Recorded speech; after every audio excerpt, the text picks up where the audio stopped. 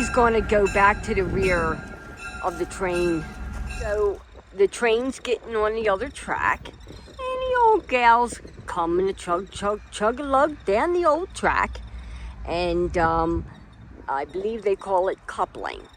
So this engine here is going to get connected with the cars. And that's what the old gal's going to do. Chug, chug, chug-a-lug. There you go, old gal.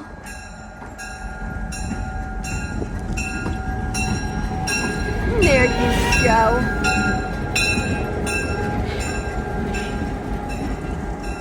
There you go, old gal. So they're connected.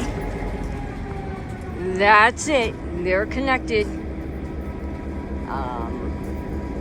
Oh, okay, he's got to do a couple of, all right, there we go.